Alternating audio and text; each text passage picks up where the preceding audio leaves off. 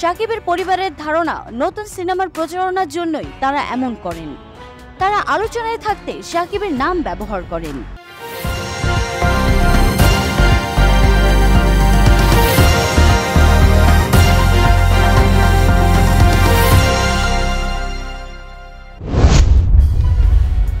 দেশের জনপ্রিয় গায়ক ও অভিনেতা তাহসান রহমান খান দীর্ঘদিন গান থেকে দূরে থাকলেও সম্প্রতি ইত্যাদিতে প্রকাশিত হয়েছে তাহসানের নতুন গান রঙে রঙে রঙিন হব।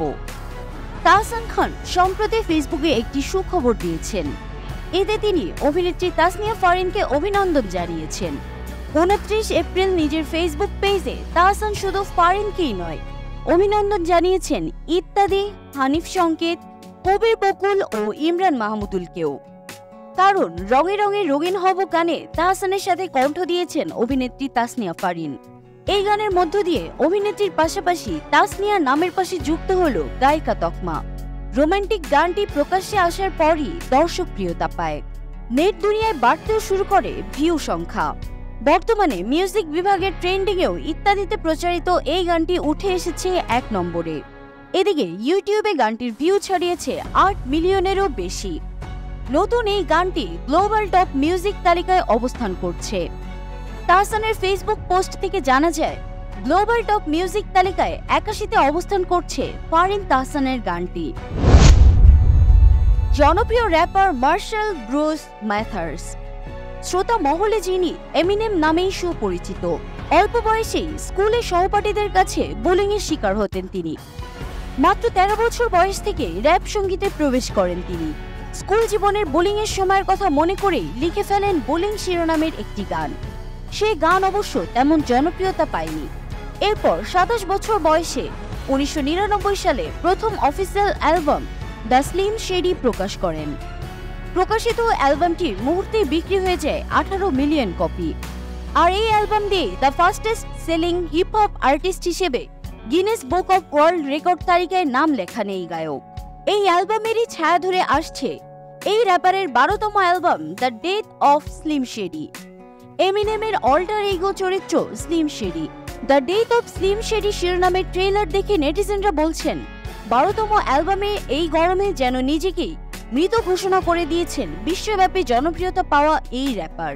এক সাক্ষাৎকারে এমিনেম জানিয়েছেন, বাথরুমে বসে এই চরিত্র ও গান তৈরি করেন গায়ক। বর্তমানে ঢালিউডে talk of the town Shakib খানের তৃতীয় বিয়ে। কিং খানের এক পারিবারিক সূত্র গণমাধ্যমকে জানিয়েছে, চলতি বছরেই বিয়ে করবেন শাকিব খান। নাম প্রকাশে অনিচ্ছুক সেই সূত্র থেকে জানা যায়, যুক্তরাজ্য থেকে ফেরা এক ডাক্তার পাত্রীর সাথে বিয়ের কথাবার্তা এগিয়ে নিয়ে যাচ্ছেন শাকিব খানের পরিবার। এদিকে শাকিব খানের বাড়িতে শাকিব খানের 2 প্রাক্তন স্ত্রী অপু বিশ্বাস ও শবনম বুবলির ঢোকায় নিষেধাজ্ঞা জারি করেছেন শাকিবের পরিবার। কারণ হিসেবে জানা যায়, এই 2 জন জনপ্রিয় অভিনেত্রী বিভিন্ন সাক্ষাৎকারে শাকিবের নামে অনেক বেফাঁস মন্তব্য করেন। শাকিবের পারিবারিক সূত্র জানিয়েছেন, শাকিবের পরিবারের ধারণা নতুন সিনেমার প্রচারণার জন্যই তারা এমন করেন।